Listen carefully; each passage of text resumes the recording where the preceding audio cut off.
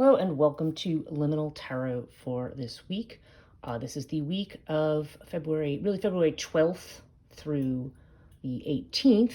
I'm actually recording this on the 13th because this weekend I ended up doing two events. I actually had a Saturday where I did, sort of three solid hours of between Reiki, astrology, and tarot work, and then I had a class I was teaching on tarot on Saturday evening, and then I had an event that I had to work yesterday.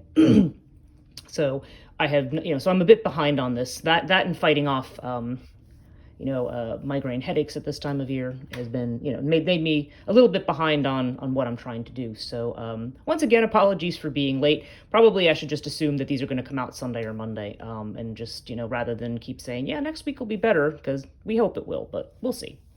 Okay. So let's get on to this week's reading. Now, one of the big influences of this week astrologically is a Venus-Neptune conjunction on the 15th. So right around Valentine's Day, this is actually a really nice conjunction for people who are in romantic relationships or looking for them.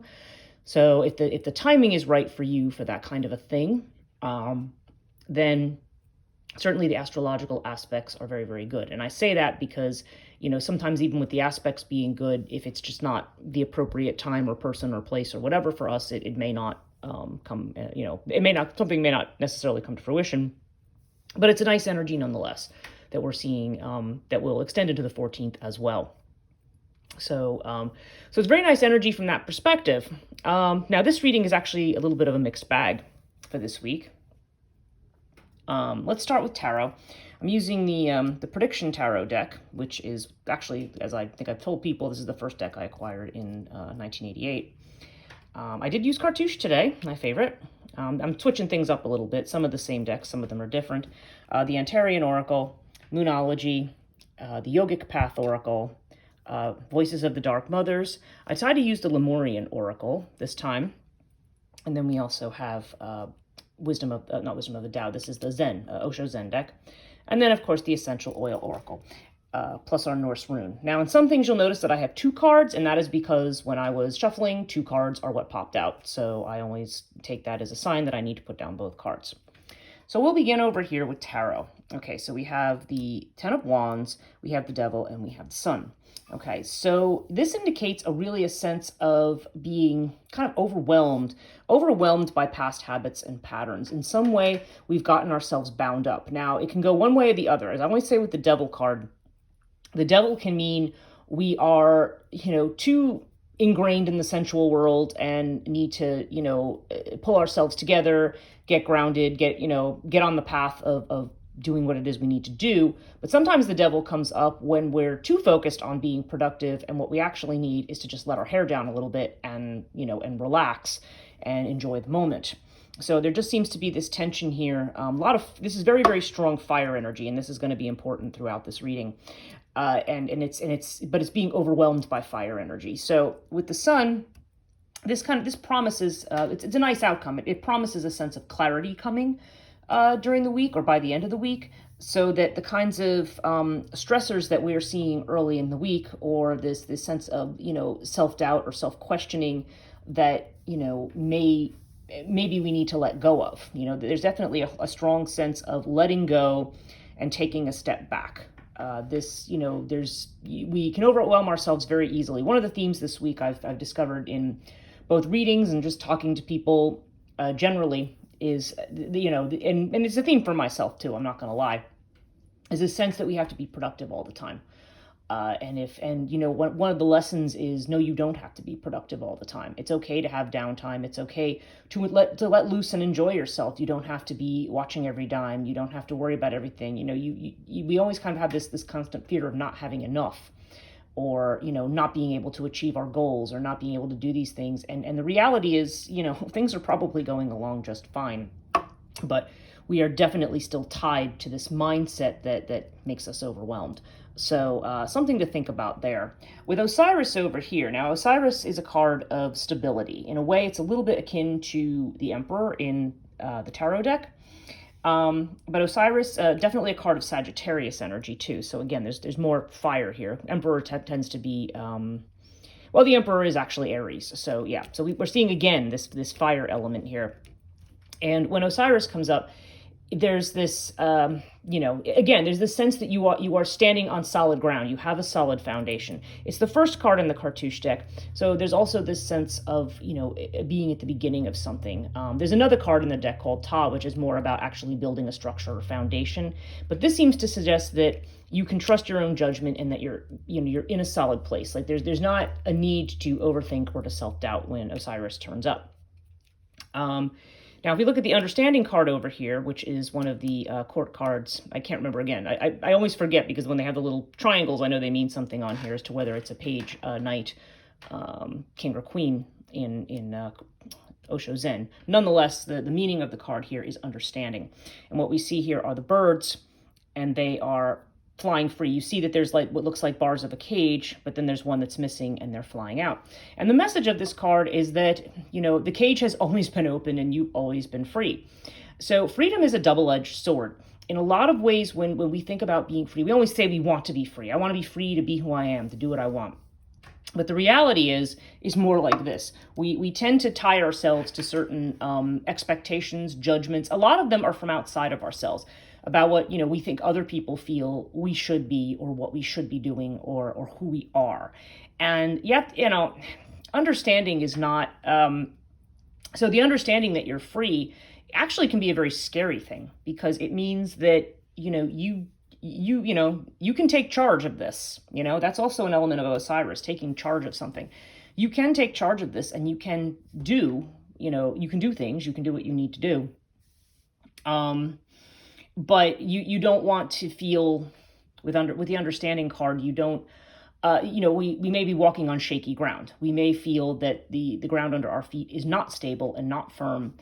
And we may be tempted to go back to old ways or familiar structures or old ways of doing things. But really, I feel like everything is kind of propelling us forward to a new way of thinking, which again makes a lot of sense. Next month, we're certainly looking at Pluto in Aquarius, which is going to be a big paradigm changer. And, one of the things that's very, very easy to happen when there's a lot of change, even if it's, positive or what you might think of as progressive kinds of change, in terms of moving ahead, we can become very threatened by that and want to cling even more to the past and to past patterns. So the understanding card seems to indicate, there's definitely, again, this idea of self-trust and of moving ahead. So don't, so freedom is something to be relished.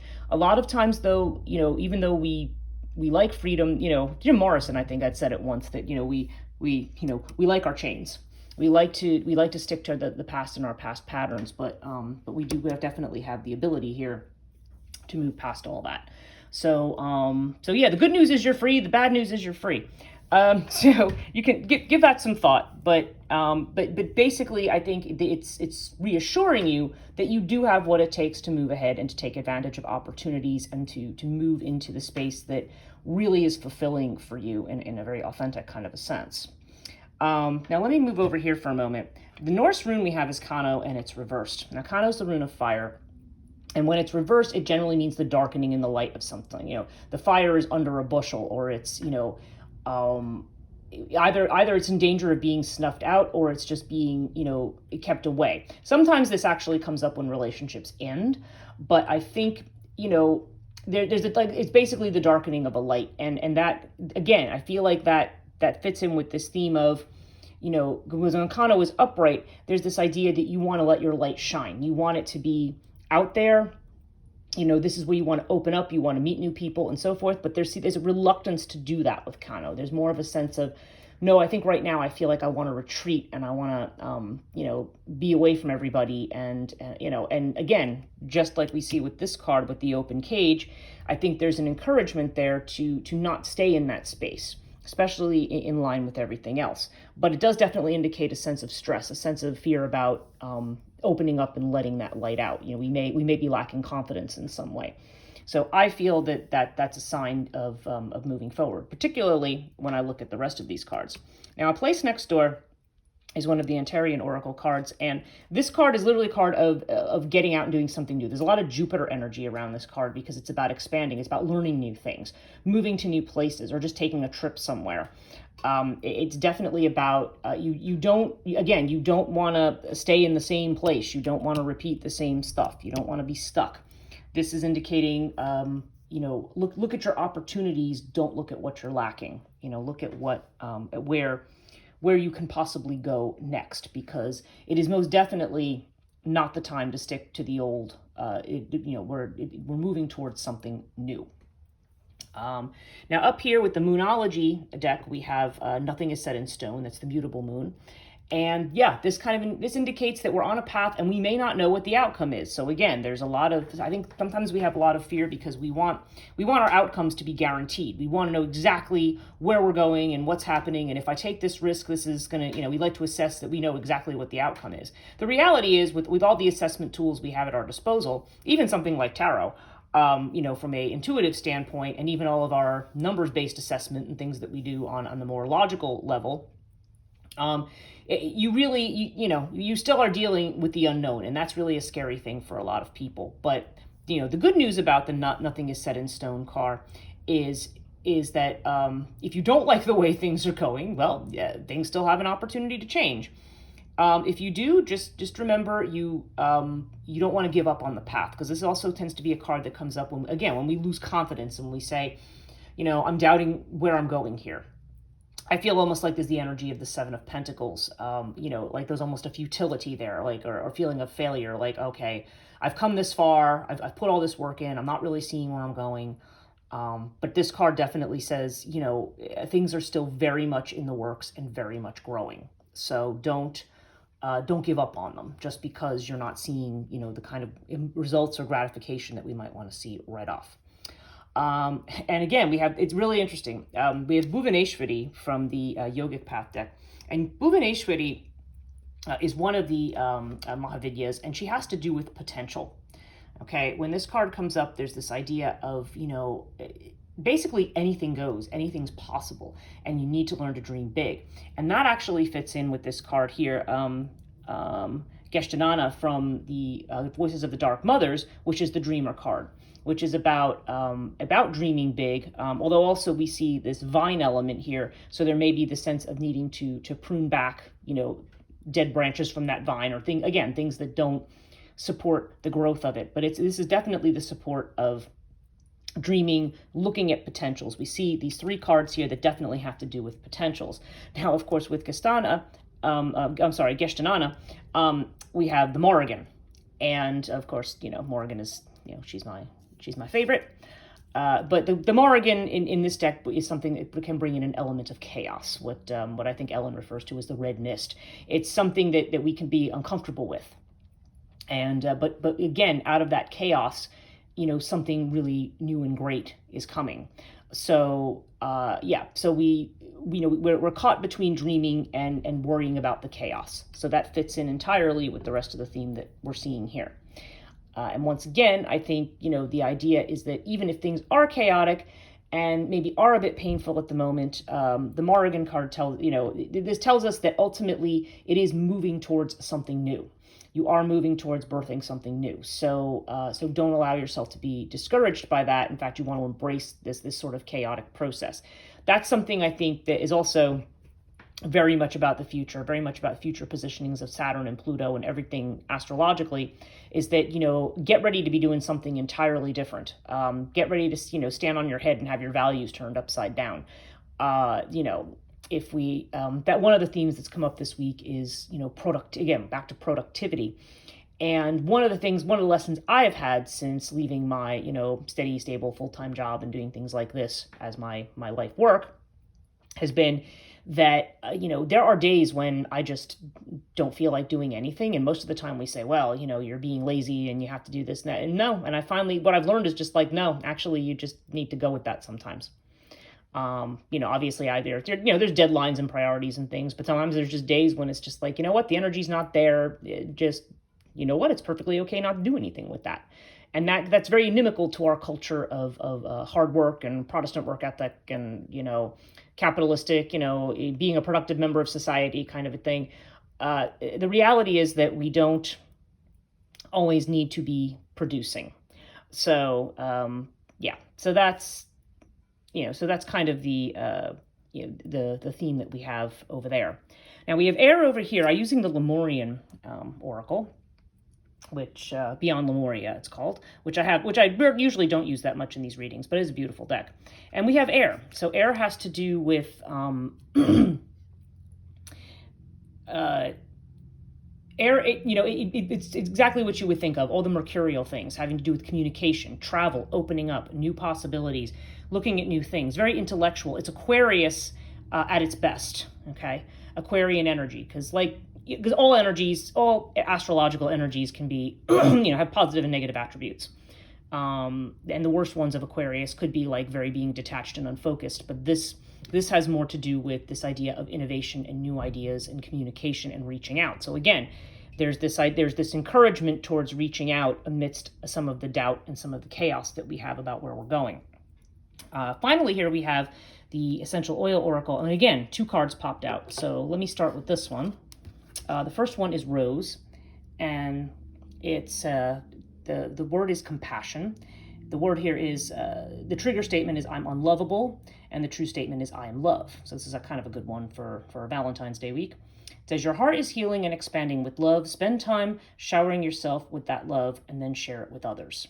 So again, this is about self-love, and interestingly, this one is called DNA repairing. This obviously is some essential oil blend that it's talking about. And the word is transmutation. It says, I don't know who I am is the trigger statement, and the true statement is I am. It says, there's no efforting required for this shift. Be present and allow every aspect of your being to transform.